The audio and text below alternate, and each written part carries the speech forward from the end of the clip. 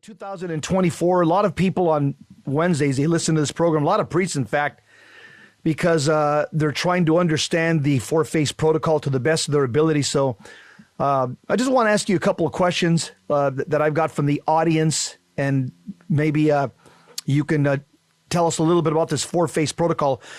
I've told people that it's the intellectual property of yourself and Father Chad Ripperger. You guys came up with this. Is that correct? That's correct. Yeah. And you guys probably came up with this because you guys have been involved in healing, deliverance, and exorcism for 2 decades now. You've seen it done in many places, like I have when I lived in Southern California, and I helped several priests out there. They borrowed more the Protestant Pentecostal model, which is, it's that you seek the person that has the charism, and there was no protocol. There was no trying to get the person to get back into right order, into right relationship with God. And so I guess you and Father Ripper probably said, okay, we've got to go back to the tradition of the church, and we've got to see how it was practiced. So would it be a fair statement to say that the four-phase protocol is more of a monastic model to help a person who's diabolically afflicted, and it's meant to reorder their interior life? Would that be a fair definition? I think it's a very accurate definition. That's a very accurate observation. So let's go to phase 1, okay? Because there's 4 phases. It borrows the medical model, and all phases take about 30 days, 30, 60, 90. And I know there's even in the secular world, you'll have psychologists and psychiatrists. They talk about the 21-90 rule. They'll say that it usually takes 21 days for somebody to break a habit, and then 90 days for that to become habituated. That'll be something that's now it's normative. It's part of your behavior. So they call that the 21-90 rule.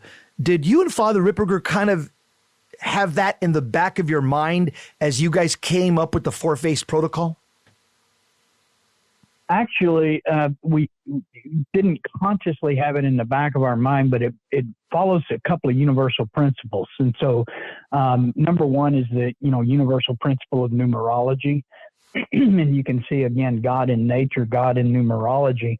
And so, the 21 days, it follows. St. Thomas Aquinas talks about, in order to purify something, you have to stop the pollution. You have to stop that which works against purity. And so the 21-day rule is there's 21 days of cessation, meaning you have to stop. And so he says that in order to gain virtue, vice has to stop. In order to gain purity, the impure has to stop. And so 21 days of not doing something does not mean or equate to 21 days of doing something good. So if I spend 21 days not doing something bad, then all I've done is cease doing the bad. It doesn't mean that I've done the good. Right. Okay. So any of the rehabilitation programs or anything else talks about that. So what is the significance of 21? The 2 and the 1 together are 3. That is the Trinity. If we take 21 and look at weeks, it's 3 sevens. What is 7? It is the days of creation, including the day of rest. And so it is the temporal 4 plus the spiritual 3, which is a completion. So you see that we react to these things whether we know them consciously or don't know them consciously. Now, what is the significance of the 90? So if I stop doing something for 21 days, I do not engage in the sin, then I've broken the habituation of the sin. Now I must habituate virtue for 90 days in opposition to fill the house swept clean, to now address this vacancy that is left by the cessation of the evil. I must replace that with good. What's the significance of the 90? 9 is 3 threes. Spiritual perfection taken to perfection. There's also 9 choirs of angels. What is the significance of the 10? Today is the 10th day of Christmas. When we talk about 10 Lords a leaping, the 10 represents the Decalogue, the 10 Commandments. So I must perfect the law. I must practice the law, the virtue, that which is good, the pursuit of the good, to the ninth, to the extent that it now becomes virtuous. It now becomes habituated in a positive sense. It takes longer to habituate the good than it does the bad because of our concupiscence, because of our fallen nature, our predilection to go toward the bad. Is within our fallen nature. So it's a striving for the good. The bad tends to be the default. We like to think otherwise. We like to say, well, our default, he's a good person. This is in opposition to what the patriarchs, the church fathers said, is that any good in us is God. And so that is the imitation of God, the fostering of an image of God within us. And so there's a short riff on the 2190 and the spiritual significance of the 2190 observation that you made. And so The other thing is that, go ahead, please. Let me just mention one thing. It's interesting the way Liber Christo uses this model. Again, you said, St. Thomas is already talking about this 1,000 years ago. And a lot of people now in modern times are they're understanding this, because even in the secular world, I know my young men, boys that are they're into working out and stuff. And there's this thing called Exodus 90 that all these young guys, they say, hey, are you doing Exodus 90? It's a 90-day workout plan to get, rock hard, so to speak, ripped and rock hard. So they go through that. It takes 90 days to habituate the body to exercise and to get, in good shape. And you also have, even in the Catholic world, there's also, in the Catholic world, it's called Exodus 90.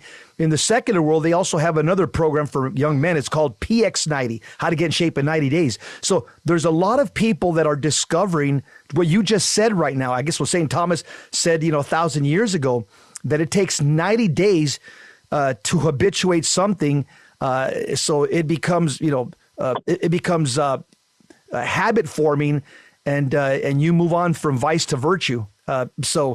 Did you guys have that in mind when you guys came up with this, or did you guys just simply look to St. Thomas when you guys came up with this four-phase protocol? Well, what we were doing, I think it's a both and. What we were doing is saying, what did the ancients do? How did the church address this issue? And so what they would do is, first of all, there's actually a phase 0. Now that we're coming to recognize this, and Father Ripper's, in fact, giving a retreat for priests on this concept this year. Information at montecristo.net. But phase 0 is what we call exhausting the pastoral remedy, or identifying the nails. And if someone would like to watch, there's a YouTube out there called It's Not About the Nail. And so this is the idea that you address, or you identify, the obvious impediments to grace or defects. The problem modernly is our priests are no longer acting as fathers. They're acting as friends, brothers, counselors, supporters, advocates, if you will, but not fathers. They're called father because a father's job is to correct, to show you your error, to bring you back into right relationship, to show you where discipline has failed, etc. And modernly, priests are taught to be counselors and friends and accompany people in their sin. This latest directive or blessing document is a classic example of that. Yes, it is. No one's willing to do the hard stuff of being a father. And so that's phase 0, exhausting the pastoral remedy, addressing the obvious. Got it.